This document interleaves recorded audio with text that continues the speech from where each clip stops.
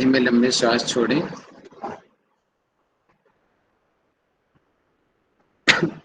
एक साथ ओम ध्वनि का उच्चारण करेंगे।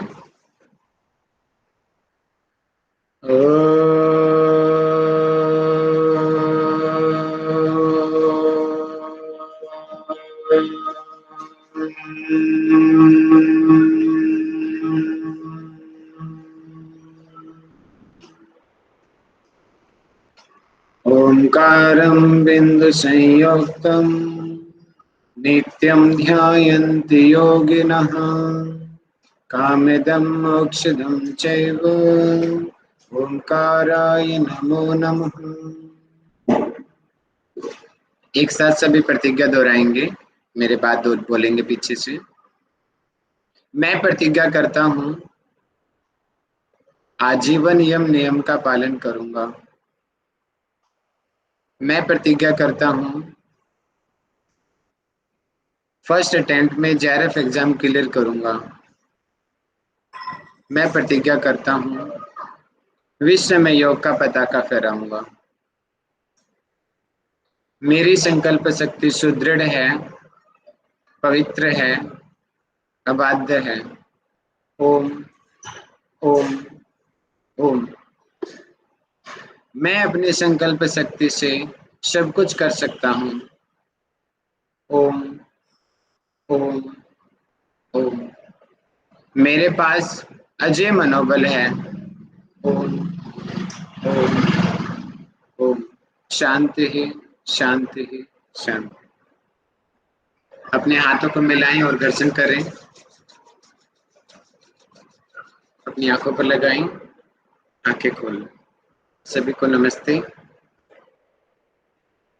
हंसते हुए, मुस्कुराते हुए, खुश रहते हुए अपनी आज की कक्षा हम शुरू करते हैं।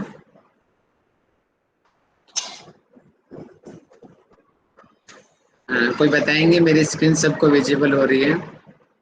हाँ जी सर। जी, थैंक यू सो मच जी। तो हमने कल अपना क्या किया था? कल हमने स्लीप के बारे में पढ़ा था। स्लीप क्यों जरूरी है, क्या होता है स्लीप के दौरान। हमने ईईजी, ईएमजी, ईओजी के बारे में कल हमने स्टडी किया था। स्लीप के टाइप भी सिर्फ ओवरव्यू लिया था, ज्यादा डिटेल नहीं पढ़ा था। वो आज हम पढ़ेंगे कि स्लीप दो प्रकार की होती है, रैम और नॉन रैम। कि नॉन रैम के 4 स्टेजेस होते हैं, जिसको N1, N2, N3 और N4 भी कहते हैं। और जो रैम है, यानी कि रैपिड आई मूवमेंट, जिसमें हमारी आई बॉल मूव करती रहती है, उसके लिए ईईओजी जो इंस्ट्रूमेंट है, इलेक्ट्रोओकिलोग्राम, उसको आंखों पे लगा दिया जाता है और वो आई बॉल की मूवमेंट को नोटिस करता है। और ज्यादातर रिसर्च में पाया गया कि लगभग 1 मिनट में रैम की कंडीशन में हमारी आई बॉल 30 से 40 बार मूव करती है। और जो ईईजी है, इलेक्ट्रोइन्फेलिंजोग्राम, जो मशीन है, इसको पूरे शरीर में ऊपर सिर के भाग में लगा दिया जाता है, अलग अलग रीजन में।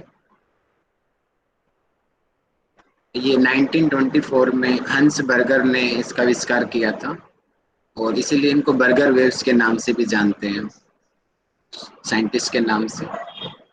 तो उसने अपने रिसर्च में पाया कि हमारे ब्रेन में बहुत सारी वेव्स उत्पन्न होती हैं। तो मेनली 3 प्रकार की है, लेकिन डिटेल में हम जब पढ़ते हैं तो 5 प्रकार की ब्रेन वेव्स होती हैं। नीचे से शुरू करते हैं कि डेल्टा वेव्स होती है, जिनकी फ्रीक्वेंसी सबसे कम होती है, 0.5 से लेकर के 3 या फिर 4 हर्ट्ज तक की उसकी फ्रीक्वेंसी उसकी होती है। इसके बाद में थीटा वेव्स होती हैं, जो 4 हर्ट्ज से लेकर के 8 हर्ट्ज तक की होती है। और थीटा वेव्स के बाद में नंबर 3 पे आते अल्फा वेव्स।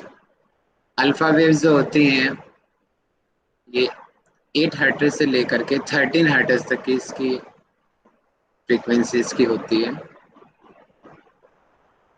और इसके बाद में बीटा वेव्स होती हैं, जो 13 हर्ट्ज से लेकर के लगभग 30 हर्ट्ज तक की होती है। और बीटा के ऊपर जो वेव्स होती हैं 30 से 100 तक की, इनको गामा रेज कहते हैं, गामा वेव्स। हमने कल इनका योग के साथ में कोरिलेशन भी समझा था कि अभी हम लोग जागे हुए हैं, आप लोग उठे हुए हो, तो हमारे माइंड में बीटा वेव्स एक्टिव हैं, जिसकी वजह से हम कॉन्सेंट्रेट हो पा रहे हैं, आप लोग समझ पा रहे हो जो चीज मैं कह रहा हूँ, सुन पा रहे हो, आप नोट्स अपने बना पा रहे हो। बीटा वेव्स की वजह से ऐसी चीज होती है। लेकिन बीटा वेव्स जब अपनी लिमिट से ज्यादा हो जाती हैं तो इसको प्रॉब्लम की कंडीशन हम दे देते हैं। 30 से अगर ज्यादा हो जाएगी तो गामा वेव्स के नाम से बोलती हैं, और गामा वेव्स में हाइपर एक्टिविटी ज्यादा होती है। हाइपर एक्टिविटी मीन्स बीपी बढ़ जाना, स्ट्रेस लेवल बढ़ जाना, एंजाइटी लेवल बढ़ जाना, रेस्पिरेटरी रेट बहुत ज्यादा तेज हो जाना, गुस्सा बहुत ज्यादा होना, चेहरा लाल हो जाना। इस तरीके के जितने भी हाइपर एक्टिविटी हैं वो सारे सिम्टम्स आने लग जाते हैं। मतलब कि सिंपैथेटिक नर्वस सिस्टम हमारा एक्टिव हो जाता है, कुछ ज्यादा ही एक्टिव हो जाता है बीटा और बीटा के बाद। और अल्फा वेव्स जो होती है हमारे माइंड में, जब हम सोने के लिए जा रहे होते हैं, जब हमारी आंखें खुली हुई है, सपोज करो हम बिस्तर पे सोने जा रहे हैं, अभी आंखें हमारी खुली हुई है और हम बिस्तर पे लेटे हुए हैं, उससे हमारे माइंड में बीटा वेव्स मूव करते हैं। लेकिन जब हम आंखें बंद कर लेते हैं, थोड़ी देर में माइंड रिलैक्स हो जाता है, तो उस समय हमारे माइंड में अल्फा वेव्स एक्टिव हो जाती है। ये N1 की स्टेज होती है। ये लगभग 10 से 15 मिनट की स्टेज होती है। अब 10-15 मिनट के बाद में थोड़ी सी गहरी नींद आनी शुरू हो जाती है, हमारे माइंड में थीटा वेव्स एक्टिव होने लग जाती है। लेकिन कभी कभी रिसर्च में पाया गया कि इसको बोलते हैं स्लिप स्पिंडल। ये वर्ड याद रखिएगा कि स्लिप स्पिंडल, एक क्वेश्चन पूछा जा सकता है। और के कॉम्प्लेक्स, ये N2 स्टेज में होता है। इसमें क्या होता है कि एकदम से वेव्स बढ़ जाती हैं, मतलब कि अभी वेव्स तो कम हो गई थी, यानी कि माइंड हमारा रिलैक्स हो रहा था, लेकिन एकदम से कोई 1 मिनट के बाद में के कॉम्प्लेक्स की वेव्स ऐसी बढ़ती है, एकदम से वेव्स बढ़ जाते हैं फिर वापस नीचे आ जाते हैं।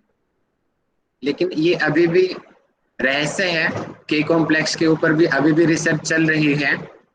और रिसर्च में पाया गया है कि जो बच्चों में सबसे ज्यादा वो चीजें होती है।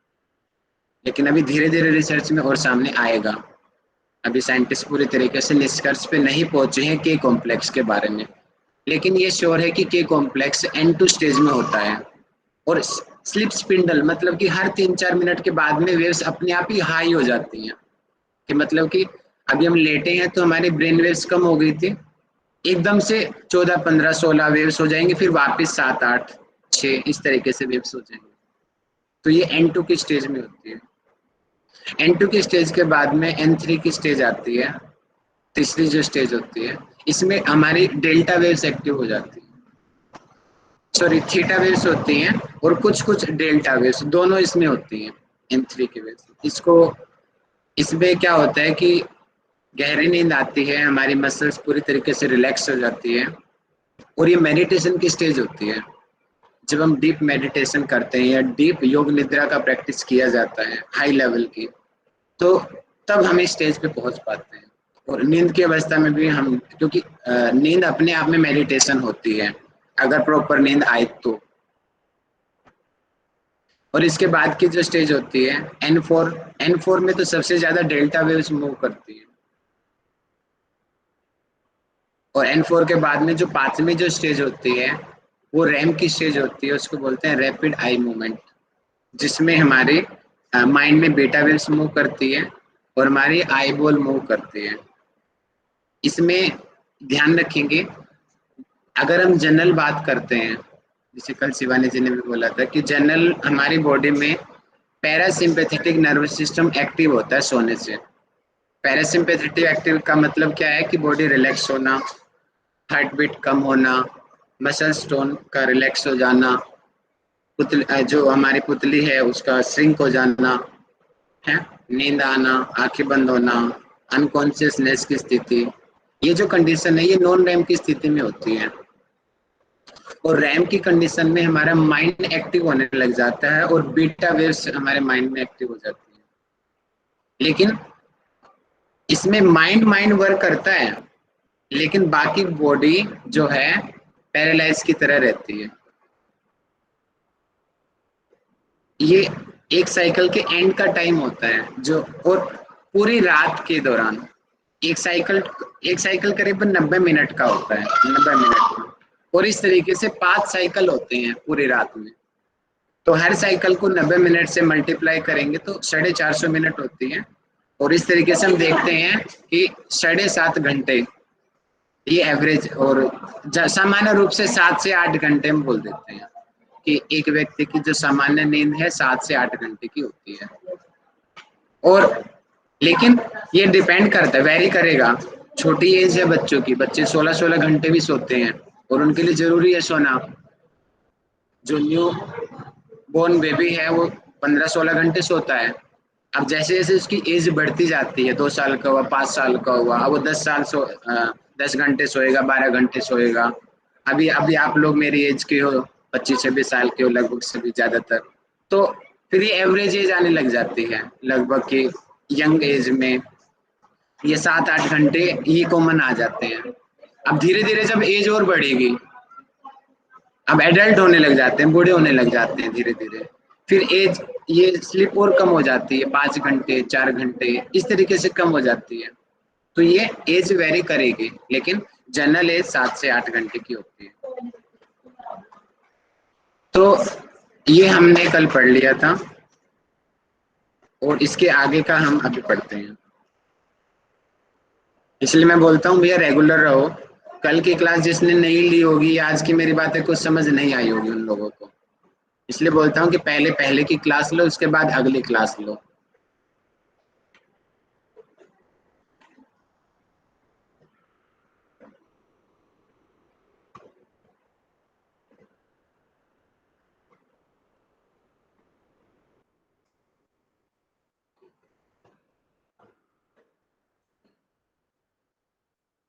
ठीक है। और इस तरीके से अलग अलग प्रॉब्लम्स भी हमारी बॉडी में होती है। ये चार्ट मैंने बनाया था आप लोगों के लिए कि अलग अलग ब्रेन वेव्स में, जैसे कि डेल्टा है, delta brain waves non RAM की कंडीशन में होती है, फ्रीक्वेंसी 0.5 to 4 होती है, वोल्टेज 100 to 200 होती है और डीप स्लीप इसको बोला जाता है। और इसमें ट्यूमर, एपिलेप्सी, मेंटल डिफिशियंसी या और डिप्रेशन के सिम्टम इसके अंदर होते हैं।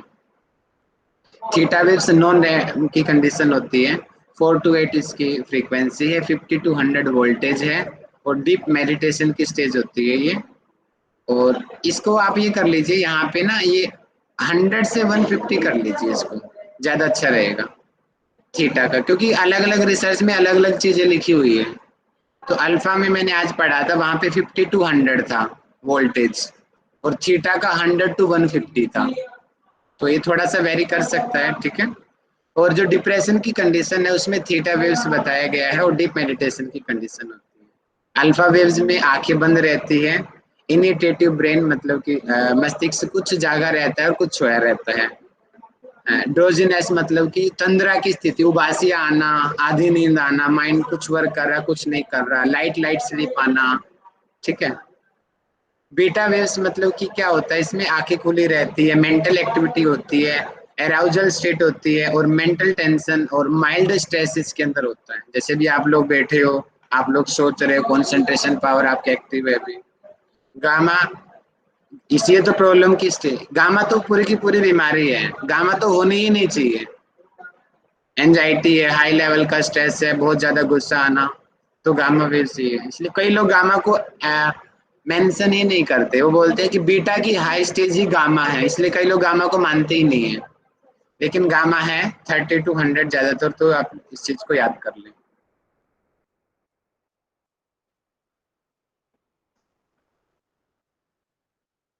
इसलिए चलो मैं आज पढ़ाता हूँ अभी।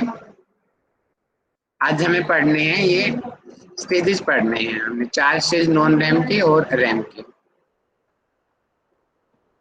इनकी डिटेल हम पढ़ते हैं अभी। ये सभी लोगों को अच्छे से दिख रही होगी स्क्रीन मेरी। ये नींद के प्रकार, इसके लिए इंस्ट्रूमेंट होता है ईईजी, इलेक्ट्रोइनफेरेंजियोग्राम। अच्छे से याद कर लीजिएगा, ये क्वेश्चन में आ सकता है कि ब्रेन वेव्स को कैसे नापती है, कि इलेक्ट्रोइनफेरेंजियोग्राम का जो इंस्ट्रूमेंट है उससे नापा जाता है। और उस मेथड को ग्राफी कहते हैं, मेथड को ग्राफी कहते हैं और इंस्ट्रूमेंट को ग्राम कहते हैं। कल ये क्वेश्चन उठा था, तो आप थोड़ा कर देख लेंगे इसको। नींद के दो प्रकार होते हैं, नॉन रैम और रैम। अब यहाँ पे अलग अलग लोगों के अलग अलग मत हैं। ज्यादातर लोग बोलते हैं कि नॉन रैम की कंडीशन जो है 70% हमारी टोटल नींद का होता है, 75%। और जो रैम की कंडीशन है लगभग 25 की होती है। कि टोटल नींद मान लेते हैं, अगर हमें 10 घंटे की नींद आ रही है तो उसमें 7.5 घंटे की नींद नॉन रैम है और 2.5 घंटे की नींद रैम है। इसका मतलब ये है। हाँ, कुछ लोग बोलते हैं कि नॉन रैम की स्लीप 80% है और रैम की 20% है। ये थोड़ा सा अप डाउन मिल सकता है इसमें। नॉन रैम, एन का मतलब नॉन और आर का मतलब रैपिड आई मूवमेंट, मतलब कि जो हमारी आई बॉल है ये मूव करती है। अब इसमें नॉन मतलब कि इसमें मूव नहीं करती है या बहुत कम करती है। अति तीव्र आंख गति की नींद, ये हिंदी में इसको बोलते हैं। और आर ई एम मतलब कि रैम की कंडीशन क्या होती है, रैपिड आई मूवमेंट। हम सोए तो हैं लेकिन सोए सोए हमारी आंखें मूव करती हैं। आप लोगों ने किसी में देखा भी होगा कि आदमी सोया हुआ है लेकिन उसकी आंखें आंखें ऐसे ऐसे दाएं बाएं मूव कर रही होती है। ये सबके साथ होता है। रैम की कंडीशन में ऐसा होता है और वो आंखें लगभग 1 मिनट में 30 से 40 बार ये आई बॉल हमारी मूव करती है।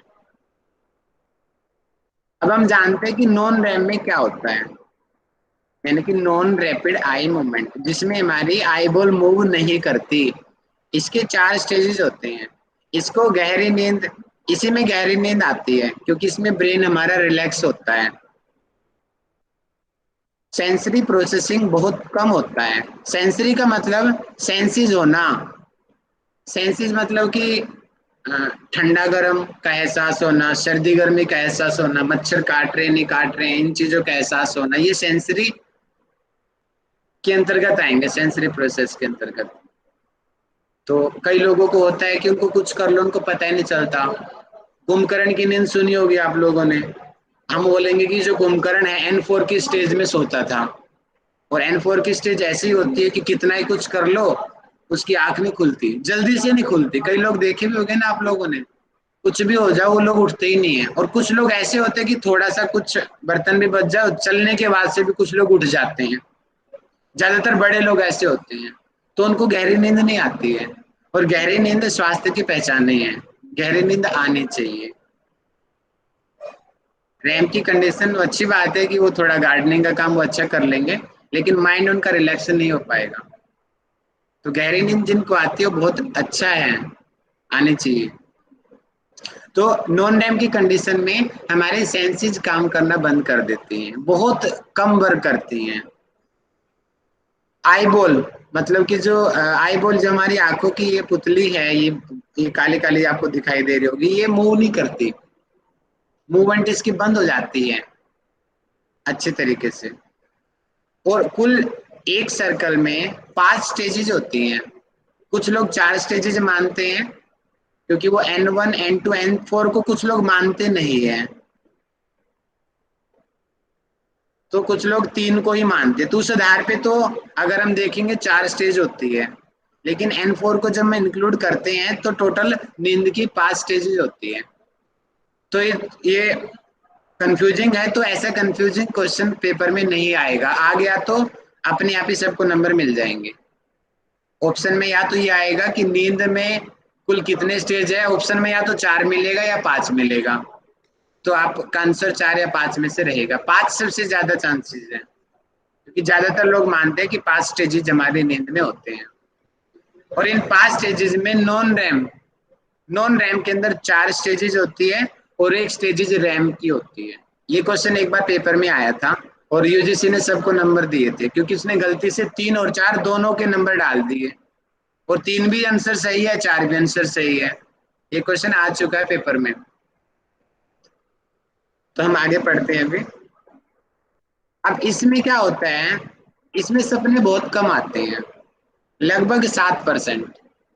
सबसे ज्यादा सपने आते हैं रैम की कंडीशन में। तो लगभग 7% सपने आएंगे। और वो सपने अगर उठा के पूछे तो बोलेंगे कैसे सपने आए थे, कॉमन थिंकिंग की जैसे, जैसे कि सामान्य, जैसे आप लोग सोचते हो मैं एग्जाम क्लियर कर लूंगा, मैं ये कर रहा हूँ, मैं ये कर लूंगा, इस सामान्य से जो थिंकिंग के होते हैं, ऐसे सपने उस व्यक्ति को आते हैं। अब रैम की कंडीशन, रैम की जो स्लीप होती है, रैम की रैपिड आई मूवमेंट, यानी कि ये जो साइंटिस्ट रहे हैं क्लाइटमैन और असरनिस्क, यानी कि थोड़ा देख रहे, ये इन्होंने 1953 में सबसे पहले इसके बारे में बताया, रैम की जो स्लीप होती है।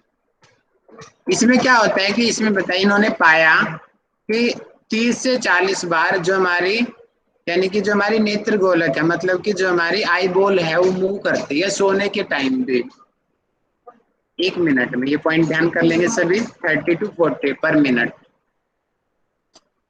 और नॉन रैम की कंडीशन में हमने बताया था कि उसमें पैरासिम्पैथेटिक नर्वस सिस्टम ज्यादा वर्क करेगा, और रैम की कंडीशन में सिंपैथेटिक नर्वस सिस्टम ज्यादा वर्क करता है।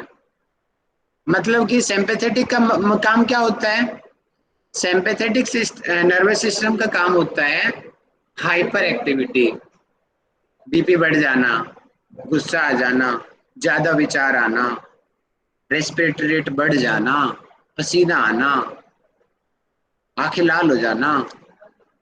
ठीक है, यानी कि ये जो कंडीशन सही है सिंपैथेटिक नर्वस सिस्टम की होती है।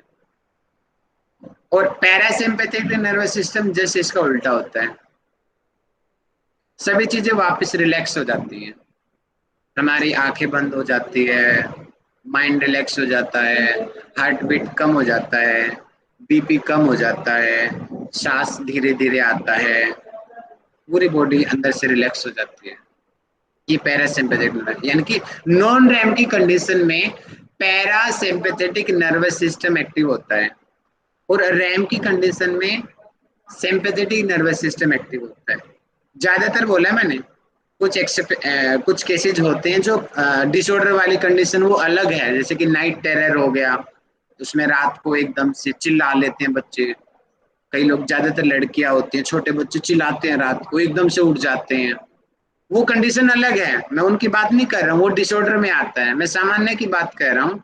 सामान्य नॉन रैम की कंडीशन है पैरासिम्पैथेटिक नर्वस सिस्टम एक्टिव होता है।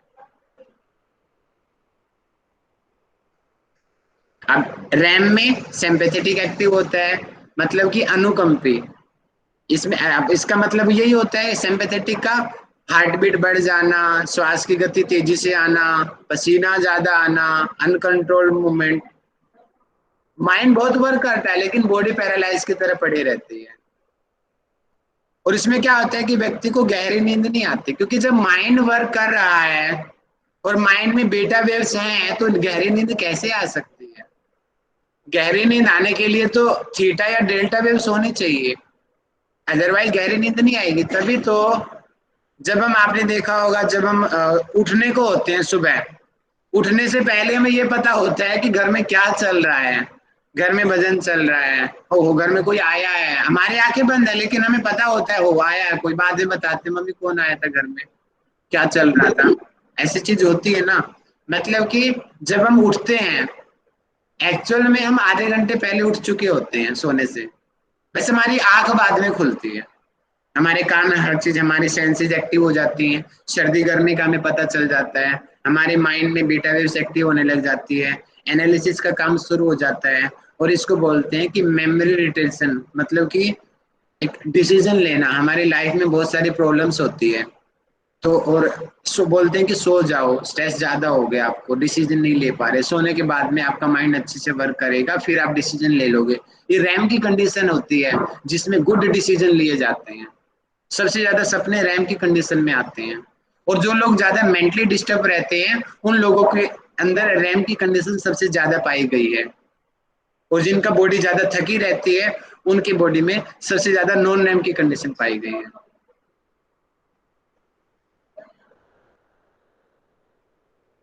तो मतलब कि ये स्पष्ट हो गया है, क्योंकि रैम में बीटा वेव्स वर्क करेंगी, और जहां बीटा वेव्स वर्क करेगी वहां माइंड काम करेगा, वहां सिंपैथेटिक नर्वस सिस्टम वर्क करेगा, और जहां पे सिंपैथेटिक नर्वस सिस्टम है वहां पे गहरी नींद नहीं आ सकती। स्पष्ट है ये कि वो व्यक्ति आधा सो रहा है और आधा जग रहा है। फ्लाइटमैन यानी कि रिसर्चर रहे हैं, इन्होंने कहा है कि लगभग 20% जो है टोटल नींद का रैम की कंडीशन होती है। इसमें हमारा माइंड एक्टिव होता है, इसके लिए मतलब एक्टिव होना। इसमें ब्रेन हमारा जो होती है सेंसरी एंड मोटर चैनल्स में कुछ हद तक अलग हो जाता है। अब यहाँ पे मैं दोबारा से नर्वस सिस्टम आपको बताना चाहता हूँ। अब नर्वस सिस्टम में आप मुझे बताना, अब मुझे पेन चुभाओ, तो अब मेरा मैसेज कौन लेके जाएगा और कहाँ लेके जाएगा, जल्दी बताओ।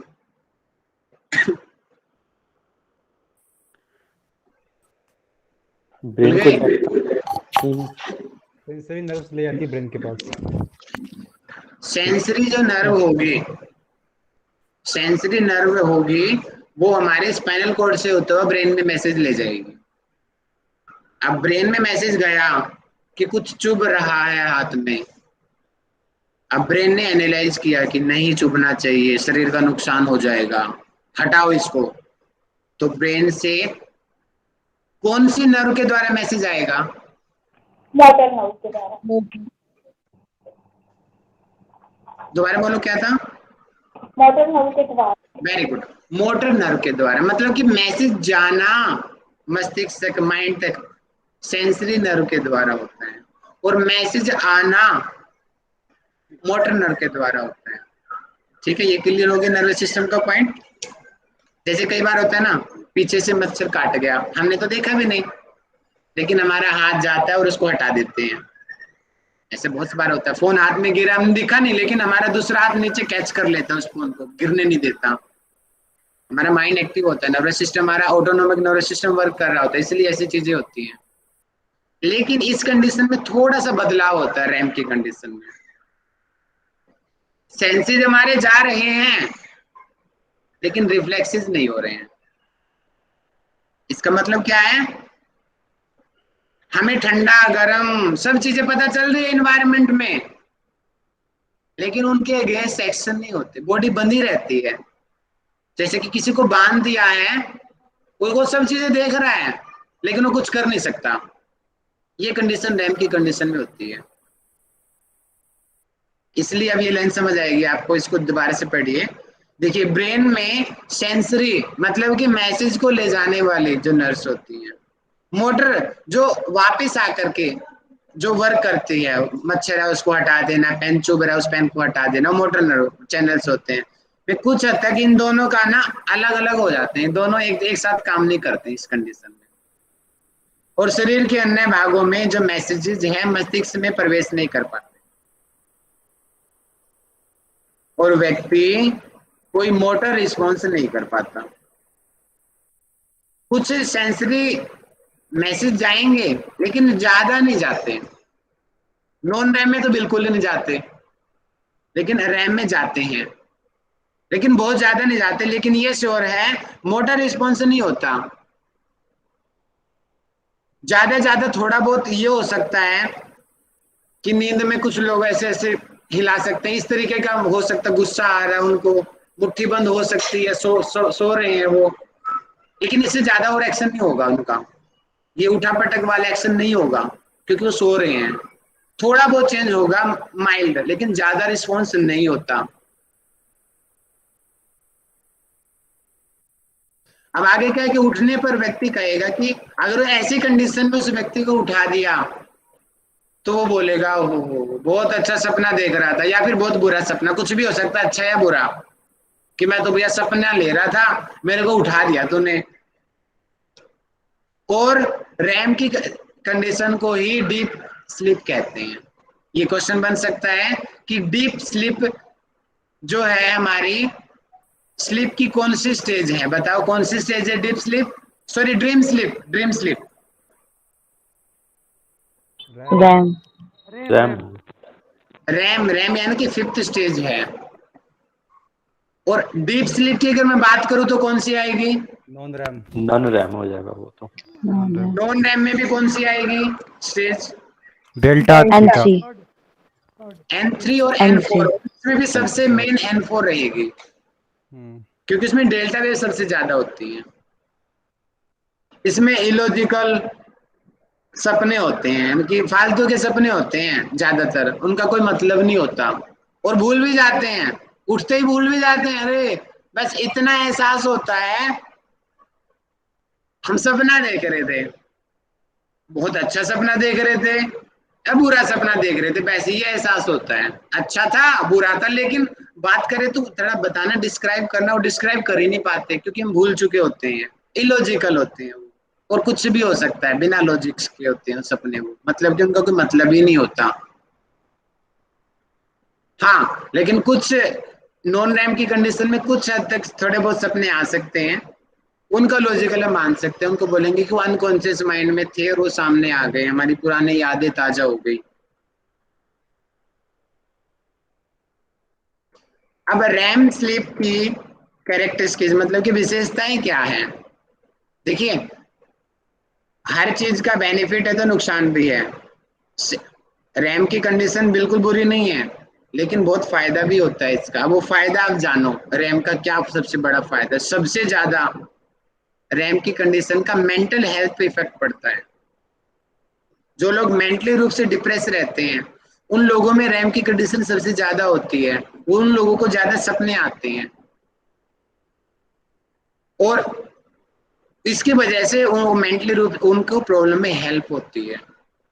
हाँ, ये लक्षण शो करता है कि रैम ज्यादा है तो इसका मतलब मेंटली रूप से डिप्रेस है, लेकिन रैम की कंडीशन आने से वो उनका जो मेंटल लेवल है इम्प्रूव होता है।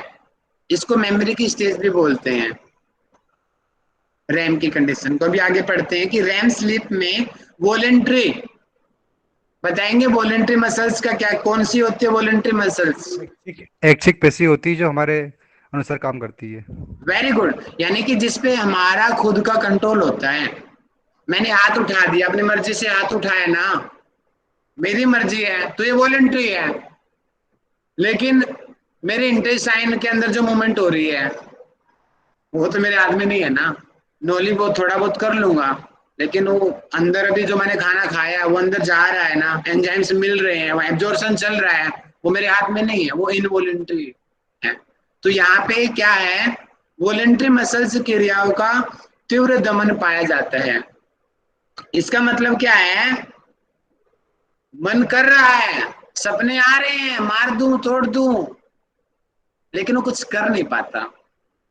इसका मतलब ये है, दिमाग में सब है, पूरा जुनून है, लेकिन कुछ नहीं कर रहा क्योंकि सो रहा है वो। इसका मतलब ये है कि दमन वॉलेंट्री मसल्स नहीं कर पाती, चाहते हुए भी उनको यूज नहीं कर पाता। इसमें ऐसा लगता है कि शरीर में जैसे लकवा मार गया है, कि शरीर काम कर रहा है, माइंड काम कर रहा है, लेकिन वो शरीर उठा नहीं पा रहा है, जैसे लकवे की कंडीशन हो गई है, ऐसी कंडीशन इसमें होती है कि वॉलेंट्री मूवमेंट लगभग न के बराबर होती है, लेकिन माइंड पूरा एक्टिव होता है। और रैम स्लीप को पैराडॉक्सिकल स्लीप भी बोलते हैं। इसका मतलब क्या होता है? पैराडॉक्सिकल स्लीप का मतलब इसको बोलते हैं हिंदी में विरोधाभासी नींद, नकली नींद। इसका मतलब ये है, नकली नींद, सो रहे हैं लेकिन सो नहीं रहे हैं, इसका मतलब ये है पैराडॉक्सिकल स्लीप। रैम सबसे मेन है पैराडॉक्सिकल। अगर हम नॉन रैम की बात करें, क्वेश्चन बन सकता है, नॉन रैम में पैराडॉक्सिकल स्लीप कौन सी होती है, बताएंगे मुझे 4 स्टेजेस में से? Anyone? Stage N2 first. Second वाला ना, N2? N2 N2 N2 होता है। होगी सर, N2 की क्योंकि जो उसमें स्टेज 3 होती है ना वो डिफरेंट होते हैं। पैराडॉक्सिकल होती है। क्यों? उसमें मैंने बताया था, उसमें के कॉम्प्लेक्स होता है, और हर 3-4 के कॉम्प्लेक्स हर 1 मिनट में वेव्स एकदम से बढ़ जाती है। और दूसरा जो है दूसरी जो वेव्स होती हैं हर 3-4 मिनट के बाद में 13, 14, 15 इस तरीके से साइकिल वो मूव करती रहती है, इसलिए उसको स्पिंडल्स भी बोलते हैं। N2 वाली स्टेज को पैराडॉक्सल भी बोलते हैं। लेकिन मेन रैम की कंडीशन आएगी अगर दोनों का कंपैरिजन की बात आए तो, अगर रैम नहीं है तो N2 को प्रेफर करेंगे आप सभी, कि इसमें व्यक्ति का मस्तिष्क तो एक्साइटेड होता है लेकिन वो कुछ नहीं कर पा रहा क्योंकि वो पैरालाइज की कंडीशन में है, इसलिए इसको पैराडॉक्सल स्लीप कहते हैं। इसमें बीटा वेव्स एक्टिव होती हैं कि मतलब जो जागृत जहन के हम जागे हुए हैं लेकिन सोए हुए हैं,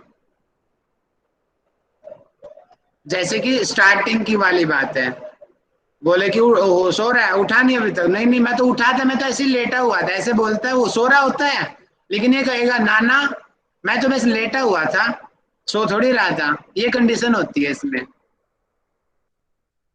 आंख की पुतली के आकार में चेंज ही जाते हैं क्योंकि सिंपैथेटिक एक्टिव होता है तो सामान्य सी बात है वो फैलेगी।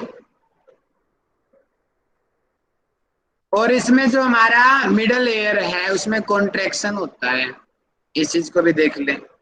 एक पॉइंट बन सकता है कि रैम की कंडीशन में मिडल ईयर कॉन्ट्रैक्ट होता है, और रैम की कंडीशन में जो मेल्स होते हैं, मेल्स का जो जेनाइटल ऑर्गन है वो कुछ टाइट हो जाता है। सामान्य से मेल जो होंगे उन लोगों को अनुभव भी होगा इन चीजों का, क्योंकि इसमें ब्लड का फ्लो बढ़ जाता है। इस वजह से सामान्य से जब मेल उठते हैं तो उनका जेनाइटल ऑर्गन कुछ टाइट होता है।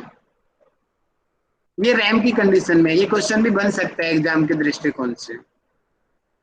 और रैम स्लीप में ऑटोनोमिक नर्वस सिस्टम के कार्यों में परिवर्तन होता है। हमने पढ़ा था ऑटोनोमिक नर्वस सिस्टम में सिंपैथेटिक और पैरासिम्पैथेटिक होता है, और बताएंगे नॉन रैम की कंडीशन में कौन सा सिस्टम एक्टिव होगा सबसे ज्यादा, सबसे ज्यादा बताओ बताओ। पैरासिम्पैथेटिक। पैरासिम्पैथेटिक ना। सारा किया हुआ खो दिया, सारा खो दिया, सुबह से जो मेहनत कर रहा था सारा पानी। Sympathetic sympathetic nervous system. भैया ऐसा तो मत करो यार, इतनी मेहनत कर रहा हूँ मैं, थोड़ा सा है, इतने एग्जांपल दे रहा हूँ। सिंपैथेटिक भैया जब भी तो हार्ट बीट बढ़ेगी, रेस्पिरेट रेट बढ़ेगा, बीपी बढ़ेगा, पसीना आएगा, गुस्सा आएगा, आंखें लाल हो सकती हैं, कुछ भी हो सकता है। सिंपैथेटिक मूवमेंट वाली सारी कंडीशन रैम में होती है। ठीक है, ये रैम हो गया। अब थोड़ा सा हम रैम और नॉन रैम की डिफरेंस जान लेते हैं, उसके बाद में रैम की फिर स्टेजेस बताऊंगा आपको कि डिमेंट जो रहे हैं उन्होंने बताया ये 1579 के अनुसार रैम स्लीप में। थोड़ा सा एक बार मैं चेक करूंगा सन यही है क्या, मैं बताऊंगा आपको बाद में सन के बारे में, शायद मुझे डाउट हो रहा था, हो भी सकता है यही है। ठीक है, तो रैम स्लीप में ब्रेन जो होता है ना एक्साइटेड होता है, और जबकि नॉन रैम में ब्रेन हमारा शांत भी हो सकता है और एक्साइटेड, दोनों कंडीशन हो सकती है नॉन रैम में, लेकिन ज्यादातर शांत होता है। लेकिन रैम में एक्साइटेड होता है क्योंकि बीटा वेव्स होती है इसमें। और रैम में सेंसरी एक्टिविटी ज्यादा एक्टिव होती है, मतलब कि हमें ठंडा गर्म, हमें सब चीजों का पता चल रहा होता है ज्यादा अच्छी तरीके से। हाँ, उस पर हम काम ना करें वो बात अलग है, लेकिन पता चल रहा होता है हमें। और नॉन रैम में ऐसा नहीं होता, उसको कुछ नहीं पता होता। थोड़ा सा ईजी के बारे में बता देता हूँ, इसके मेन फंक्शन क्या है। इलेक्ट्रोइनफेरेंजियोग्राम ये इंस्ट्रूमेंट है, और इस अगर पैथी की मेथड की बात करें तो उसी में लास्ट में पैथी लग जाएगा। ये जो पैथी होता है मेडिकल लैंग्वेज में पहचान है, जहाँ पे पैथी होगा समझ जाना वो पद्धति की बात कही गई है, क्रिया विधि की बात कही गई है। इंस्ट्रूमेंट का नेम है तो सिंपल ग्राम आएगा। Is the graphical recording of electrical activities. Electrical activities का मतलब क्या है, ब्रेन वेव्स, कि हमारे माइंड के अंदर जो इलेक्ट्रिकली जो एक्टिविटी हो रही है, जो ब्रेन वेव्स कम ज्यादा हो रही हैं, उस चीजों को रिकॉर्ड करने का काम करता है ईईजी। देखो पैथी ग्राफी इसका मतलब है स्टडी, स्टडी करना है, इनको पैथी को बोलते हैं उसमें आएगा PHY। अब ये जो जर्मनी का ये रहे हैं हंस बर्गर, ये वाला पॉइंट ध्यान रखेंगे। बर्गर इन्होंने EEG को खोजा था सबसे पहले 1924 में, क्योंकि इसका नाम है हंस बर्गर। और सामान्य से जो भी व्यक्ति खोज करता है, जैसे न्यूटन था, उसके नाम से न्यूटन लॉ बन गए, उसके नाम से ही बनते हैं ना हर चीजें। तो इसके नाम से एक तो हम बोलते हैं ब्रेन वेव्स, कि माइंड के अंदर जो वेव्स उत्पन्न होती है, तो ब्रेन वेव्स। और ब्रेन वेव्स का दूसरा नाम बर्गर वेव्स भी कहते हैं। जल्दी बताओ बर्गर वेव्स क्यों कहते हैं? क्योंकि हंस बर्गर ने दिए 1924 में। वेरी गुड, क्योंकि हंस बर्गर ने सबसे पहले EEG मशीन को इन्वेंट किया और ये एक्सपेरिमेंट्स के द्वारा बताया पूरे संसार को कि हमारे माइंड के अंदर ब्रेन वेव्स होती हैं। तो इन्होंने सबसे पहले बताया, इसलिए इनके नाम से ही इन वेव्स को बर्गर वेव्स भी कहते हैं। तो ये वाला सिग्निफिकेंस छोड़ दो, इतना जरूरी नहीं आपके लिए, अपने आप पढ़ लेना। हाँ, ब्रेन वेव्स मैंने आपको कल पढ़ा दिया था। तो अब मैं आपको सीधा N1 2 3 4 की स्टेज बताता हूँ।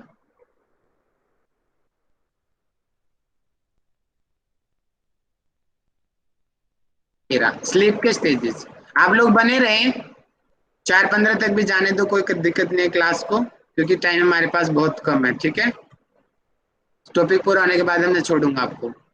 स्टेजेस ऑफ स्लीप की नींद की कुछ 5 अवस्थाएं होती हैं, जिसमें पहली 4 जो अवस्थाएं हैं वो नॉन रैम में आती हैं, और 5वीं जो स्टेज है वो रैम में आती है। अब फर्स्ट स्टेज, यानी कि फर्स्ट स्टेज को N1 भी बोलते हैं, N1। तो या फर्स्ट स्टेज या N1 कुछ भी लिखा आ सकता है। इसमें क्या होता है कि देखो व्यक्ति सोया, बिस्तर पर गया, क्योंकि अब वो डिटैच सा हो ही गया, वह कितने विषयों को देखेगा, वो नींद आ रही है उसको, तनाव थोड़ा थोड़ा कम हो रहा है उसका। तनाव में तो नींद आ ही नहीं सकती, इसलिए उसका तनाव उस समय कम हो रहा होता है, वो कुछ कुछ आराम कर रहा होता है, वो जागा हुआ है अभी उसकी आंखें खुली हैं तो बीटा वेव्स हैं, आंखें जब बंद हो जाएगी तो उसके में अल्फा वेव्स एक्टिव हो जाती हैं, और अल्फा वेव्स की फ्रीक्वेंसी होती है 8 से 12 हर्ट्ज या वेव्स पर सेकंड। थोड़ी देर बाद में उसको नींद आ जाती है और थीटा वेव्स एक्टिव हो जाती हैं। इसका मतलब N1 की स्टेज में बीटा, अल्फा, थीटा तीनों वेव्स होती हैं, थोड़ी मात्रा में। थोड़ी मात्रा में बीटा है, थोड़ी मात्रा में अल्फा है, और थोड़ी मात्रा में थीटा है। तीनों वेव्स हैं N1 की स्टेज में। और थीटा वेव्स की फ्रीक्वेंसी 4 से 8 हर्ट्ज होती है, वेव पर सेकंड होती है। और इस अवस्था में क्या होता है, व्यक्ति को नींद से जगा देना थोड़ा सा आसान होता है, क्योंकि वो अभी अभी तो सोया है, तो जल्दी से उठ जाएगा वो। लेकिन थोड़ा ज्यादा, आधा 1 घंटा हो गया नींद आई, फिर उसको उठाना थोड़ा मुश्किल होता है, क्योंकि फिर उसके माइंड में डेल्टा वेव्स आ जाती हैं, और जहाँ डेल्टा वेव्स है वहां पे माइंड अनकॉन्शियस होता है, सेंसरी उसका इनएक्टिव होता है, और जहाँ पे सेंसरी इनएक्टिव होगा उसको जल्दी से नहीं उठेगा, उसको हिला लो कुंभकर्ण की तरह, बैंड बाजा बजाओ, कुछ नहीं होगा। आगे कह रहे हैं कि इस अवस्था में व्यक्ति स्पष्ट दृष्टि घटना, मतलब कि दृष्टि का मतलब कि विजुअल चीजें, विव्ड विजुअल इवेंट्स को का अनुभव करता है, जिसे हाइपनोगेनिक इमेज कहते हैं। अब ध्यान दीजिए यहाँ पे, अब क्यों बोलते हैं कि सोने से पहले अच्छी चीज को आप देखो, सोने से पहले गायत्री मंत्र का उच्चारण करो, फोन मत देखो। जो चीज हम सोने से पहले देखेंगे वही चीज हमें सपने आते हैं ज्यादातर। जिस चीज के बारे में हम सोने से पहले विचार करेंगे ज्यादा प्रोबेबिलिटी है वो चीज आने की। और यहाँ इस बात से प्रमाण हो रहा है कि N4 में हाइपोगेनिक इमेज बनती है, मतलब कि जो चीज हम सोच रहे हैं वो इमेज बन जाएगी। हमारा दोस्त की इमेज बननी है, दोस्त बन जाएगा। गर्लफ्रेंड की बननी है, गर्लफ्रेंड हमारी आंखों के सामने है। टीचर तो गुरु हमारे सामने, जो भी हम सोचेंगे वही चीजें हमारी आंखों के सामने आएगी, और वही चीज फिर हमारे सपने में आने लग जाएगी। इसलिए सोने से पहले का ही बहुत इंपॉर्टेंट टाइम होता है, इसलिए बोलते हैं कि सोने से पहले आप पढ़ाई करो, वो टाइम आपको सोने से पहले करोगे तो वो लंबे टाइम तक आपको याद रहेगी, क्योंकि सोने से पहले पढ़ोगे तो जनरल है, सपने में भी वही चीजें आएंगी, पढ़ाई की चीजें। इसका मतलब आपने अपनी नींद को भी यूज कर रहे हो सही डायरेक्शन में। तो इसको हाइपोगैनिक की इमेज कहते हैं, और इसी से ही जो है हमारे सपने बनते हैं आगे जाकर के। अब इसमें क्या होता है, इसमें ये डिसऑर्डर है N1 की स्टेज में, इको हाइपनिक जर्च यानी कि एकदम से नींद से गिरने की ऐसी स्थिति होती है। मस्कुलर टोन मतलब कि मसल्स हमारे रिलैक्स हो जाती है। अलर्टनेस इन्वायरमेंट से, क्योंकि हम डिटैच हो रहे हैं, हम सो रहे हैं, रिलैक्स हो रहे हैं, हमें बाहर का पता नहीं चलता, तो अलर्टनेस की कमी आ जाती है। नींद की ये पहली अवस्था है, लगभग 10 से 15 मिनट की होती है, ये लगभग 10 to 15 मिनट्स की एवरेज। सेकंड स्टेज की बात करते हैं N2। सेकंड स्टेज इसके जस्ट बाद होती है, यानी कि 10 से 15 मिनट हमने फर्स्ट स्टेज लिया, इसके बाद की स्टेज N2 की स्टेज है। और इस स्टेज में क्या होगा, थीटा वेव्स अधिक तीव्रता से आती हैं, लेकिन बीच बीच में कभी कभी 14 से 16 एम्पलीट्यूड की, यहाँ पे थीटा नहीं आएगा, मैंने गलती से लिख दिया, ऐसी एकदम से वेव्स एक्टिव हो जाती है। ऑलमोस्ट तो थीटा वेव्स होती हैं, लेकिन बीच बीच में कुछ ऐसी वेव्स आ जाती है जो एकदम से इसको चेंज कर देती है। इसको बोलते हैं, इसकी वजह से इसको स्पिंडल कहते हैं, स्पिंडल। और ये जो लगभग 2 से 5 मिनट के बाद में ये ऐसा होता है। देखो मैं इसको आपको ना एक डायग्राम मुझे ढूंढना पड़ेगा, सॉरी मैंने पहले निकाला नहीं, अभी निकाल देता हूँ आपके सामने। तब तक मुझे बीटा वेव्स के बारे में बताओ, मीनाक्षी जी वेव्स के बारे में बताओ सभी। ये सर सारी वेव्स मतलब उनके नाम और वो हाँ हर। बताओ ओवरव्यू तो। ओके सर, जनरली हमने 5 वेव्स पढ़ी है, तो गामा वेव्स को हमने इंक्लूड नहीं किया इसमें, तो हम ज्यादा मतलब लो फ्रिक्वेंसी से हाई जाएंगे। तो सबसे पहले डेल्टा वेव होती है जो कि 0.5 to 3 हर्ट्ज होती है, जिसमें हमारी डीप स्लीप की स्टेज होती है। फिर थीटा वेव होती है जो 4 to 7 हर्ट्ज होती है, जो लाइट स्लीप है, जिसमें मेडिटेशन हम करते बोल सकते हैं। फिर अल्फा वेव होती है जो 8 to 13 हर्ट्ज होती है, जिसमें हम अवेक और रिलैक्स्ड होते हैं थोड़ा, और रिलैक्सेशन की कंडीशन होती है। बीटा वेव होती है वो 14 हर्ट्ज टू 32 हर्ट्ज समथिंग होती है, और ये अवेक और एक्साइटेड होती है। इसमें हमारी अलर्टनेस ज्यादा होती है और हम कंसंट्रेशन कर सकते हैं इसमें, मतलब हम जितनी भी कॉग्निटिव एक्टिविटीज करते हैं वो बीटा वेव जी के जी, अंतर्गत आती है। फिर गामा वेव बहुत जो है वो बढ़िया, 32 से 100 हर्ट्ज होती है, जो वेरी इनसाइड गुड, स्लीप पे बहुत होती है। बढ़िया, बहुत बढ़िया। देखिए आप ये पिक्चर सबको दिख रही है ना क्लियर, मैंने अभी निकाली आपके सामने। देखिए स्टेज 1 की देखिए फ्रीक्वेंसी देखिए, इसमें अब धीरे धीरे यहाँ पे अल्फा वेव्स हमारी अल्फा और थीटा वेव्स एक्टिव होने लग जाती है। अब स्टेज 2 में देखिए थीटा वेव्स तो हैं, लेकिन देखिए यहाँ पे बीच बीच में दिख रहा है, ये रहा एकदम से देखो बढ़ गई फ्रीक्वेंसी, दिख रहा है ना सब लोगों को, ये स्लिप स्पिंडल दिख रहा है, ये रहा कि देखो नॉर्मल थी एकदम से तेज हो गया, फिर नॉर्मल हो गई, और फिर एकदम से तेज हो गया। ऐसे 3 से 4 मिनट के बाद में इस तरीके के स्पिंडल आते हैं, एकदम से ब्रेन वेव्स बढ़ जाती है, इसलिए इसको स्लिप स्पिंडल बोलते हैं। और ये क्वेश्चन आता है, बहुत फेमस क्वेश्चन है, स्लिप स्पिंडल किस स्टेज में होता है, तो आंसर आएगा सेकंड स्टेज में होता है। और देखो के कॉम्प्लेक्स, इस पे अभी भी रिसर्च चल रही है, के कॉम्प्लेक्स के बारे में अभी तक कोई कुछ नहीं कह सकता ठीक से। एकदम से बहुत चेंज आता है, बहुत ज्यादा। देखो इसमें तो थोड़ा आ रहा था, यहाँ पर तो स्लिप स्पिंडल में तो के कॉम्प्लेक्स में बहुत ज्यादा चेंज आता है एकदम से, बच्चों में सबसे ज्यादा पाया गया है ये N2 की स्टेज में होता है, और हर 1 मिनट के बाद में ऐसा होता है। ये देखो सामान्य से दूसरे डायग्राम से देखो, कॉम्प्लेक्स में तो एकदम से बहुत ज्यादा वेव से एकदम से बढ़ जाना और कम हो जाना है एकदम से, और स्लिप स्पिंडल का मतलब नॉर्मल चल रही थी वेव्स एकदम से ज्यादा होगी, तेजी से होने लग गई। सभी समझ पा रहे हो स्लिप स्पिंडल और के कॉम्प्लेक्स को, कोई डाउट किसी का? इसी टाइम पे नो सर। कहते हैं कि वो ब्रेन स्ट्रोक इस तरह होने की हार्ट अटैक आने की संभावनाएं रहती हैं क्या मे बी इस फेज में? वो डिसऑर्डर हमें भी हो सकता है भी एकदम से हाइपर हो रहे, लेकिन इतनी ज्यादा नहीं होती इसमें। वो डिसऑर्डर है, और डिसऑर्डर की कंडीशंस अलग होती है, उसमें नींद का नहीं होता। उसमें ये है कि आपकी जो आर्टरी या वेन्स है वो ब्लॉक हो गई है, उसकी वजह से हमारा वहां पे हार्ट ज्यादा फोर्स लगा रहा है, उसमें उन चीजों का ज्यादा रोल होता है, इनका इतना नहीं होता। ठीक है, ओके। तो स्पिंडल आप लोग समझ गए हो, के कॉम्प्लेक्स समझ चुके हो, ये पेपर में आता है भैया, अच्छे से याद रखना इसको। राहुल जी प्लीज एक बार के कॉम्प्लेक्स इसके फिर से अलावा बताएंगे। कभी कभी, हाँ जी, के के कॉम्प्लेक्स एक कॉम्प्लेक्स बार फिर पूछ से रहे हैं। बताएंगे। देखिए के कॉम्प्लेक्स का मतलब, देखिए इसका नाम के कॉम्प्लेक्स क्यों पड़ा मुझे भी नहीं पता, पहली बात। ठीक है, मे भी कोई साइंटिस्ट रहा होगा के नाम का, शायद उससे पढ़ा होगा, मुझे नहीं पता के क्यों बोलते हैं इसको, लेकिन इतना पता है रिसर्च अभी चल रही है, अभी कोई कुछ नहीं कह सकता इसके बारे में।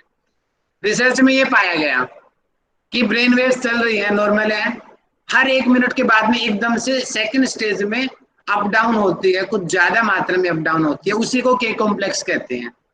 लेकिन ये भी जरूरी नहीं है कि हर एक में हो, बहुत सारे रिसर्च में पाया गया कुछ व्यक्ति में होती भी नहीं है के कॉम्प्लेक्स, लेकिन ज्यादातर में होता है के कॉम्प्लेक्स। ब्रेन वेव्स का एकदम से बढ़ जाना, ये है के कॉम्प्लेक्स। और एक सिस्टमेटिक तरीके से हर 3-4 मिनट के बाद में कुछ बढ़ना, फिर रिलैक्स होना, फिर बढ़ना, फिर रिलैक्स होना, ये होती है स्लिप स्पिंडल। क्लियर हुआ? स्लिप स्पिंडल और के कॉम्प्लेक्स। जी थैंक यू। ओके, तो आप बने रहिए 15 मिनट और, अभी ये पूरा कर देते हैं टॉपिक आपका। तो ये रहा, ये आगे ना वही के कॉम्प्लेक्स की बात, ये मैंने पहले बता दी है कि हर 1 मिनट में ये होता है लगभग, और कुछ जरूरी नहीं है, कुछ एक में होता भी नहीं है। लगभग 20 मिनट की स्टेज होती है ये N2 की। ठीक है, इसमें डेल्टा वेव्स भी एक्टिव होती हैं, थीटा वेव्स भी होती हैं, मेन थीटा है लेकिन कुछ हद तक डेल्टा भी होती है, कुछ बोला है ना, कुछ हद तक। अब जहां पे डेल्टा आ गई, थीटा आ गई, मतलब कि पैरासिम्पैथेटिक एक्टिविटी होगी, कि मांसपेशियां रिलैक्स होना, बॉडी टेम्परेचर कम हो जाना, हार्ट बीट कम हो जाना, और इसमें व्यक्ति क्या है कि धीरे धीरे अंदर जा रहा है, मतलब कि डीप स्लीप आ रही है, यहाँ से आने शुरू हो जाती है। अब इसके अगली स्टेज में और डीप स्लीप आएगी, उससे अगली स्टेज में और डीप स्लीप आएगी, और रैम की कंडीशन में फिर वो वापस आ जाएगा, जागृत हो जाएगी। थर्ड स्टेज में हम जानते हैं इसमें क्या होता है, डेल्टा वेव्स बनती हैं, और लगभग 20 से 25% डेल्टा वेव्स सिर्फ थर्ड कंडीशन में होती है, थर्ड स्टेज में होती है, और कुल नींद का लगभग 5% होती है ये नींद। आप मानो कि 10 घंटे की नींद है, तो 10 घंटे की नींद का 5%, 5% यानी कि आधा घंटा, 10 घंटे की नींद का 5% हुआ आधा घंटा, मतलब कि 5% जो है वो थर्ड स्टेज होती है। कि इस स्टेज में व्यक्ति को जगाना थोड़ा कठिन होता है, क्योंकि माइंड में डेल्टा वेव्स मूव कर रही होती है, और गहरी नींद में होता है व्यक्ति। इस शरीर में जो एक्टिविटी का स्तर मिनिमम होता है, क्योंकि बॉडी रिलैक्स हो रही है, तो एक्टिविटी कैसे करेगी, बॉडी तो बिल्कुल रिलैक्स है। रैम की कंडीशन में तो थोड़ा बहुत हम सोचे भी, लेकिन इसमें नहीं होता ऐसा। और इसमें क्या होता है, इसलिए बोलते हैं कि अच्छे से सोना चाहिए, अच्छे से सोने से बॉडी की ग्रोथ होती है, बहुत सारे हार्मोन्स बनते हैं सोने की कंडीशन में, जब हम डीप सोते हैं तो पीट्यूटरी ग्लैंड से ग्रोथ हार्मोन बनता है सबसे ज्यादा इस स्टेज में। अब जल्दी बताओ, ग्रोथ हार्मोन का क्या काम होता है?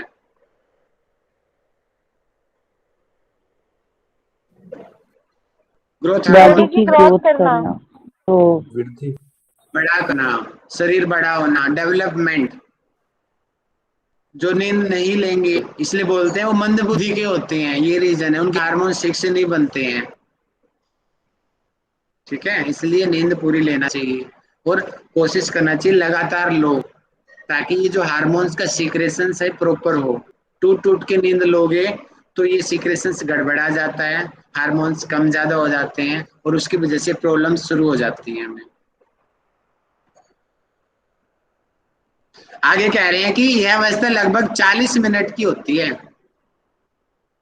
लगभग की बात हो रही है, मैं कह रहा हूं ऊपर नीचे हो सकता है, लगभग हर चीज है, क्योंकि इन चीजों पे अभी तक कोई फाइनल नहीं कहा जा सकता, रिसर्च अभी चल रही है।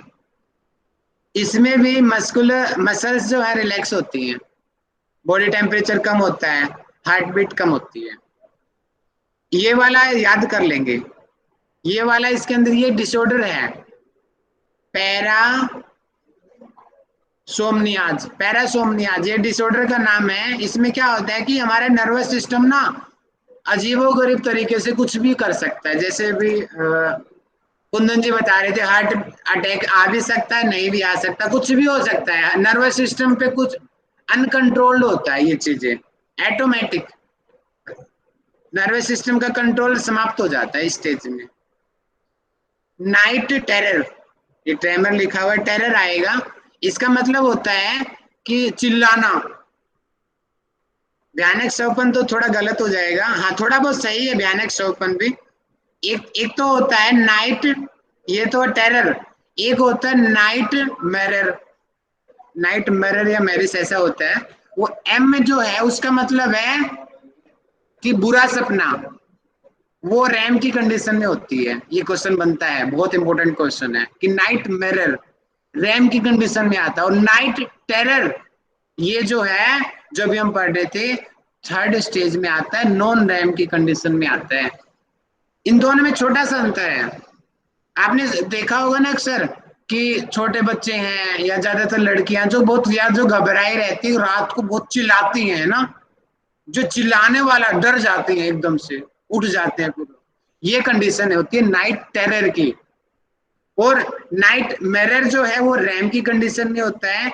इसमें क्या होता है, मिरर में बुरा सपना आता है, कुछ जरूरी नहीं है कि वो चिल्लाएगा, लेकिन बुरा सपना है, ये अंतर है। टेरर में वो व्यक्ति उठ जाएगा, चिल्लाएगा, मिरर में चिल्लाएगा कोई जरूरी नहीं है, छोटा सा अंतर है, ध्यान रखिए, एग्जाम में यही चीजें आती हैं। अब हम पढ़ते हैं फोर्थ स्टेज, जो हमारी सोने की जो चौथी अवस्था है, उसमें क्या होता है, ये सबसे ज्यादा डीप स्लीप होती है। इसको डीप स्लीप के नाम से ही जानते हैं फोर्थ स्टेज को। और रात को नींद का लगभग 15% नींद इसी में आती है। और इस अवस्था में ब्रेन वेव्स बनती है, लगभग 50% डेल्टा वेव्स इसमें बनती है, सबसे ज्यादा। और इसमें व्यक्ति को जगाना बहुत कठिन होता है, बहुत ज्यादा गहरी नींद आती है इस स्टेज में। लगभग 30 मिनट से 40 मिनट तक की ये स्थिति होती है। कुछ लोग, एक ये होता है ना, कई लोग उठा देते, हम लोग कई बार उठते हैं तो उसमें क्या होता है, उठते हैं तो हम बोलते हैं फ्रेशनेस नहीं आ रही, मजा नहीं आया सोने में। तो वो कब होते है वो कंडीशन, जब हमारी N3 और N4 की जो स्टेज है वो कम होती है, तब हम बोलते हैं कि मजा नहीं आया सोने में। लेकिन कई बार ऐसा होता है, हाँ मजा आ गया तो सो करके, उसका मतलब N3 और N4 की स्टेज पूरी हुई है, इसलिए फ्रेशनेस होती है, रिलैक्सेशन होती है।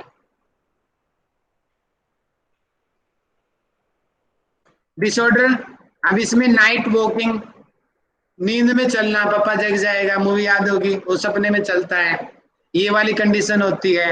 रात को लोग बातें करते हैं, वो कंडीशन होती है।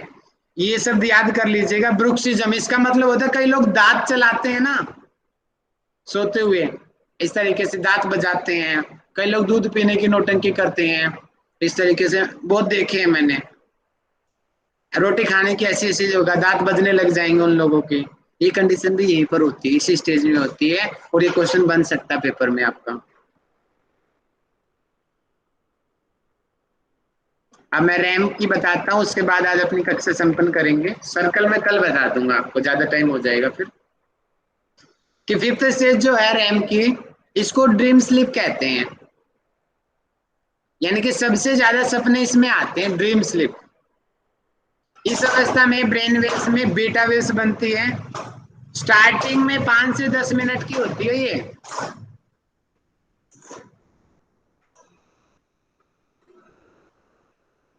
ये स्टार्टिंग में 5 से 10 मिनट की होती है, लेकिन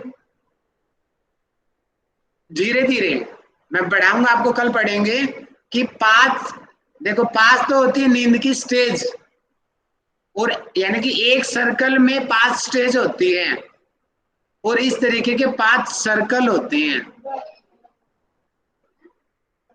पहला सर्कल, दूसरा सर्कल में 5 चीजें होती हैं। पहले में 5 होती है, दूसरे में 4 होती है, तीसरे में 3 होती हैं। रैम की कंडीशन धीरे धीरे बढ़ती है। शुरू में देखो 5 से 10 मिनट था, अब धीरे धीरे धीरे 5वां सर्कल जब एंडिंग टाइम होगा, जब हम उठने को होंगे, तो 30 से 40 मिनट का टाइम हो जाता है रैम का।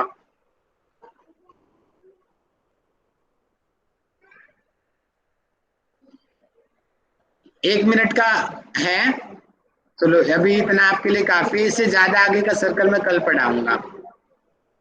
तो यहां तक आपको कल हम पढ़ेंगे। यहाँ इसके आगे सर्कल, स्लीप साइकिल थोड़ा सा है, तो कल मैं आपको स्लीप साइकिल और स्लीप डिसऑर्डर ये हम कल पढ़ेंगे, कि क्योंकि स्लीप डिसऑर्डर भी हमारे पेपर में है कि कौन कौन से डिसऑर्डर, जैसे आज हमने अभी जाना कि नाइट टेरर थर्ड में होता है, नाइट मिरर रैम में होता है, ठीक है। नींद में चलना N4 की स्टेज में होती है। नींद में बोलना दांत बजाना, ये N4 की स्टेज में होती है। कुछ लोग N3 में भी मानते हैं इस चीज को। तो ये आज हमने पढ़ा, और ज्यादा गहराई डिसऑर्डर की मैं आपको कल पढ़ाऊंगा, और कल हमारा ये स्लीप का टॉपिक कंप्लीट हो जाएगा, और उसके बाद में फिर हम साइकोलॉजी में जाएंगे। तो अब आज के टॉपिक में किसी को डाउट हो तो बताइए, फिर मैं क्वेश्चनिंग स्टार्ट करता हूँ। कई लोग क्वेश्चनिंग को छोड़ते हैं, भैया ये मूर्खता मत करो, क्वेश्चनिंग बहुत जरूरी है, उनको भी अटेंड किया करो। भाग जाते हैं, सुनती हो गया पढ़ाया पूरा, चलो भैया भाई, ठीक है जी। हेलो मैं क्वेश्चनिंग पूछता हूँ। सर, हाँ जैसे जी। सर जैसे कोई कोई लोग कम सोते हैं, ठीक है, उनका होता नहीं, तो सारे सर्कल तो कंप्लीट नहीं होते होंगे, तो मतलब अगर हम 7 आवर्स हो या फिर हम 4 आवर्स हो या जितने भी आवर्स होते हैं, वो 5 सर्कल्स होना है या फिर नहीं होते? नहीं होते, एक सर्कल 90 मिनट का होता है, तो उनके तो 3 जैसे सर्कल 4 नहीं होते सर्कल तो होते उसके हैं, भी डिसऑर्डर्स होते होंगे, तभी तो उनसे डिसऑर्डर भी है, कुछ ना कुछ डिसऑर्डर। तभी तो उसको डिसऑर्डर हाँ बोलते हैं। हाँ, और कुछ ऐसे होते हैं जैसे मेरे साथ है, थोड़ा सा सोई फिर उठ गई, फिर दोबारा नींद आ जाती है तो वो वाला कैसा है? तो सो के उठे फिर 1 घंटे जागे रहे, फिर नींद आ जाती है। वो थकावट है ना, बॉडी को डिमांड है तो नींद भी तो आएगी ना, डिमांड जब तक पूरी नहीं होगी। अब आप जबरदस्ती उठ गए हो तो ये क्लासरूम में सोने लग जाओगे, और डिमांड तो ब्रेन तो पूरी करेगा ना उसको, ठीक है। हाँ, okay sir.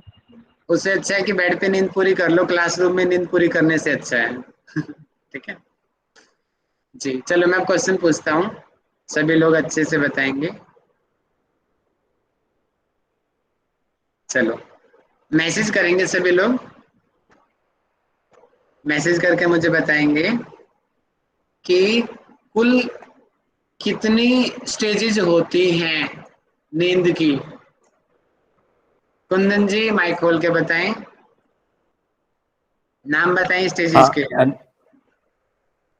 N1, N2, N4, N5। बहुत बढ़िया, बहुत बढ़िया, अल्लाह अकबर, अल्लाह, धन्यवाद तो अच्छे लग रहे हो, सुंदर लग रहे हो। तो इस तरीके से 5 स्टेज होती है, ठीक है। ओके, अब मुझे बताएंगे कि रैम के बारे में, मैं माइक खोल के बुलवाता हूँ, मुझे बताएंगी, कविता मैडम बताएगी। रैम और नॉन रैम में अंतर बताओ कविता मैडम। यस सर, पहले तो रैम और फुल नॉन रैम में अंतर क्या होता है? यस सर, पहले तो फुल फॉर्म से ही आधा मतलब समझ में आता है। It is a rapid eye movement and non rapid eye movement. तो रैम की कंडीशन में हमारी लीड्स बंद रहती है तो भी हमारे आई बॉल की मूवमेंट चालू रहती है। और non rapid eye movement that is a deep sleep stage. So sometimes may be कभी कभी रहती है, but generally N3 N4 stage में एकदम कंप्लीट डीप स्टेज मतलब स्लीप में मूवमेंट नहीं रहती है सर। ठीक है, बहुत बढ़िया। आप मुझे और बताएंगे। सिंपल है। हाँ चलो बताओ बताओ और बताओ। अच्छा चलिए सर क्वेश्चन मैं आगे सिंपैथेटिक पूछता हूँ, चेंज करता सॉरी हूँ। नीलू जी मुझे आंसर करें, इससे आगे सिंपैथेटिक और पैरासिम्पैथेटिक की जो बात है, आप बताओ रैम और नॉन रैम में किस में क्या होता है और उसमें क्या क्या बदलाव आते हैं, ये भी बताओ। हाँ सर, मैं ना रैम वाला, सर मुझे भी नींद आ रही है बहुत, जानते तो कैसा कंडीशन है तो ना मैं बताती हूँ आपको ये रैम का और नॉन रैम का अंतर क्या है दोनों में। तो ये जो नॉन रैपिड आई मूवमेंट जो होता है ना, उसमें गहरी नींद आती है, और आंखों की जो आई बॉल होती है इसमें मूवमेंट नहीं होता है ज्यादा, क्योंकि इसमें गहरी नींद आती है इसलिए।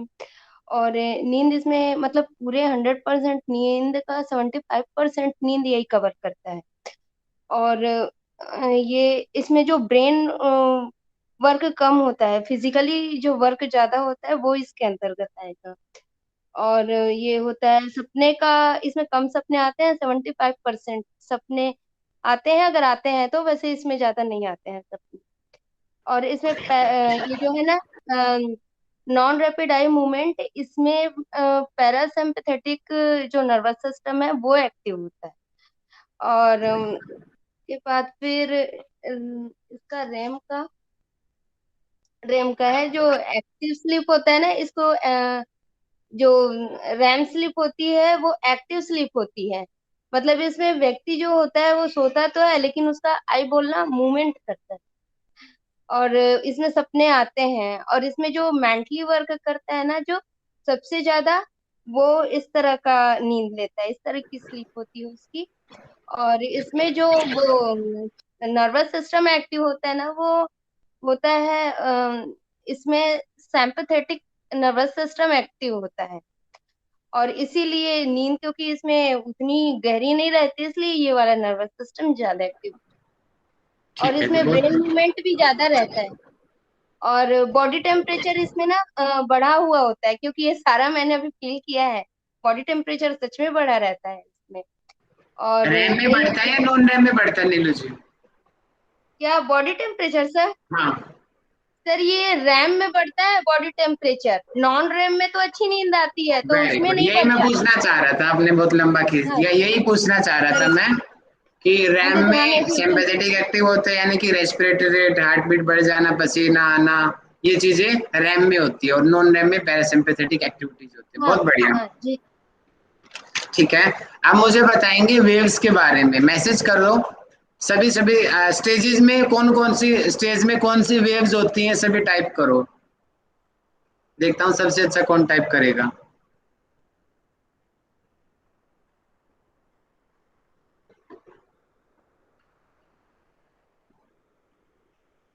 अलग अलग स्टेज में कौन कौन सी वेव्स हमारे माइंड में हैं।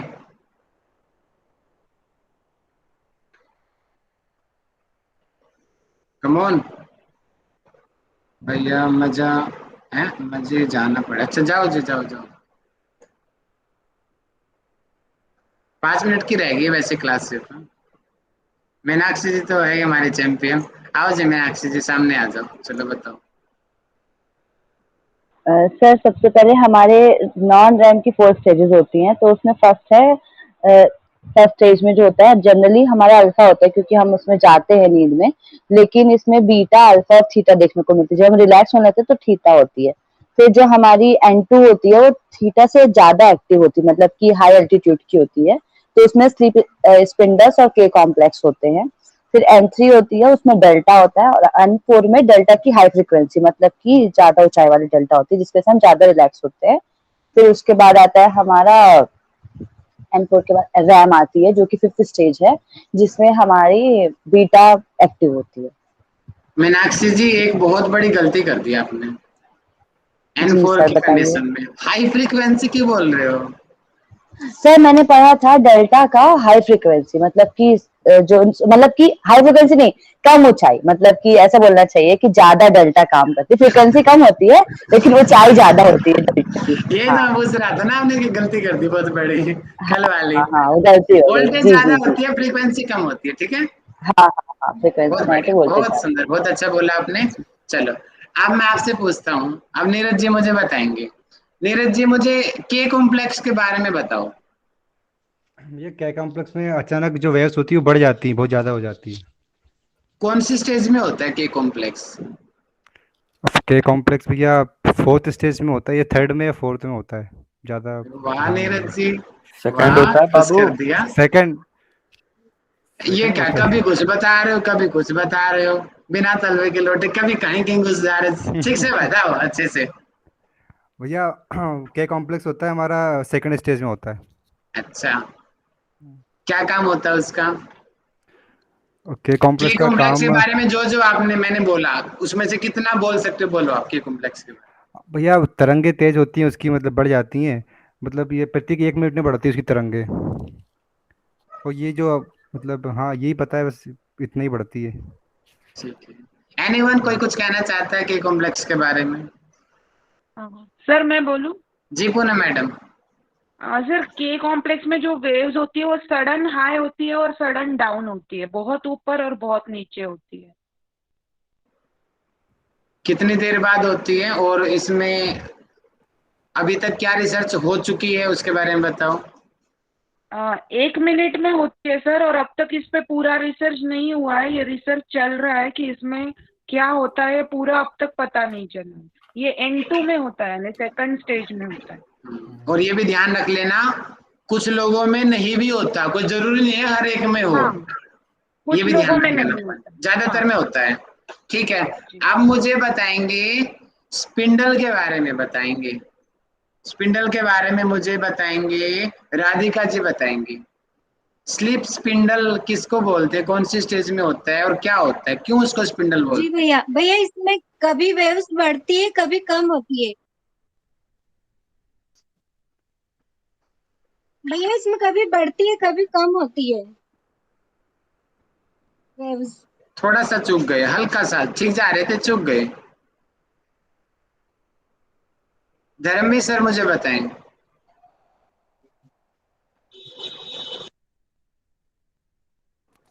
जी सर। स्लीप स्पिंडल के बारे में बताइए। ये ना थोड़ा सा मैं चूक रहा हूँ सर, थोड़ा मैं मैंने कोई बात गाड़ी चला। नहीं, हाँ। कोई बात नहीं, समझता हूँ सर मैं। राहुल जी मैं बताऊं? हाँ कमल मैडम बताएंगे, आंसर आ चुका है मैसेज में वैसे। अच्छा, बताओ। हाँ, नॉर्मल वेव चलते हुए फिर सडन से वेव हाई हो जाती है। Very good. हाँ जी मीनाक्षी जी, जो कमी रह गई है पूरी कर दो। जिससे जो स्लीप स्पिंडल होते हैं वो भी हमारी N2 स्टेज में होते हैं। इसमें हमारी जो मस्तिष्क की गति होती है, जो तरंग होती हैं, वो बहुत तेज हो जाती हैं और उनका उत्पादन शुरू होता है, तो इसको हम स्लीप स्पिंडल कहते हैं। मतलब नॉर्मल चलते रहेंगे फिर बहुत तेज, भयंकर तेज हो जाएंगे, इसको हम स्लीप स्पिंडल। बहुत बढ़िया, और लगभग 2 से 5 मिनट हर बार ऐसे ही होता रहता है। ठीक है, ये हो गया क्लियर। अब मुझे बताएंगे नाइट टेरर के बारे में। मैसेज करो, नाइट टेरर क्या होता है, मैसेज मैसेज मैसेज।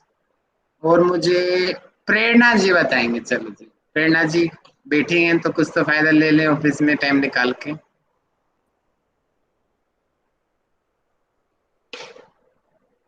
जी प्रेरणा जी, नाइट टेरर और नाइट मिरर में की छोटा सा अंतर है, बताओ। हाँ, जी बताओ बताओ। नाइट मेयर तो मुझे पता है, ये एक भयानक सपने की तरह होता है। मतलब कुछ हम सपने में देखते हैं तो वो बहुत डरावना होता है, तो उसको नाइट मेयर बोलते हैं कि हमने कुछ भयानक देखा हो। और नाइट टेरर बोले तो शायद सोने से ही डर लगना। दोबारा बोलो, नाइट टेरर में। तो मतलब सोने से डर लगना, मतलब अब यहाँ से लिख कर बता रहे हैं तो फिर यही चीज सोते टाइम चिल्लाना, या मतलब ये खौफ होना मन में कि सोएंगे तो ऐसा होएगा कुछ। बहुत बढ़िया, बहुत अच्छा और बोला। और स्टेजेस नाइट बताओ, कौन सी स्टेज में कौन सा होता है? भैया ये तो शायद जो नाइट टेरर है आपका, ये आपका स्टेजेस आपने N3 शायद बताया था। और वेरी गुड। नाइट मेयर जो है वो N2 में आई थिंक होता है। ओहो, थोड़ा सा चूक गए प्रेरणा जी आप। बाकी लोग दोनों बताओ क्या गलती किया इन्होंने। दोनों ही N3 में होते हैं क्या भैया? सर नाइट टेरर N3 में होता है और नाइट मिरर N5 में, यानी रैम में होता है। Very good. अच्छा ठीक है भैया। ठीक है, अच्छा, आप मुझे बताएंगे भैया मैं कि ड्राइव कर रही हूँ, ठीक है भैया। ओके जी, ठोक मत देना कहीं पे। ओके, नहीं नहीं बिल्कुल नहीं भैया। चलो जी, आप मुझे बताएंगे। हो जाएगा। तो आप मुझे बताएंगे, लास्ट क्वेश्चन मेरा। हाँ, आप मुझे बताइए ब्रोक्सियस के बारे में। ब्रोक्सियस ही है ना, ब्रोक्सिज्म के बारे में। ब्रक्सिज्म, BRUXISM, ये क्या होता है? मुझे समिता जी बताएं, और कौन सी स्टेज में होता है? सॉरी सर, मुझे नहीं पता। सर बता दें हम, और हमें इजाजत दे दीजिए। लास्ट क्वेश्चन, रुको, मीनाक्षी त्यागी, बाकियों को भी अजमा लो ना, सो रहे हैं या जागे हैं कक्षा में। मीनाक्षी त्यागी जी, आप बताओ। सो रहे हैं? हेलो मैं सर। बताऊं भैया? पता है ना, मैं चेक कर लेता हूँ। जीतू जी बताओ, देखो कितने लोग सो रहे हैं कक्षा में। हाँ जीतू जी बताओ।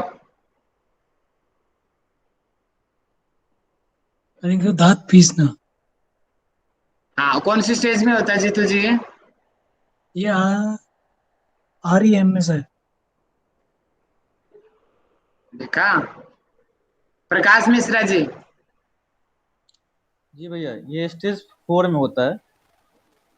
ठीक है, कुंज जी, स्टेज 4 के बारे में जितनी जानकारी है बताओ। हरिओम सर। सर हरिओम, ये बताओ। जो स्टेज 4 होती है उसे हम डेल्टा स्लीप भी बोलते हैं, और ये सबसे गहरी नींद होती है।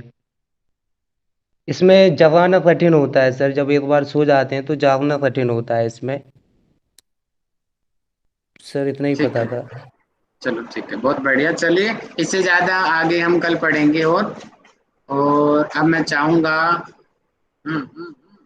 कविता मैडम से चाहूंगा कि कविता मैडम अपनी शांति पाठ कराएं और आज की कक्षा को संपन्न करें।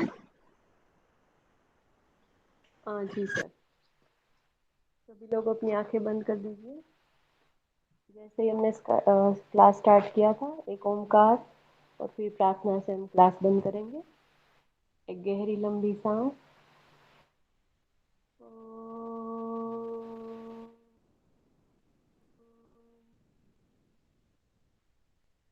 श्री कृष्ण की प्रार्थना से हम आज क्लास बंद करेंगे।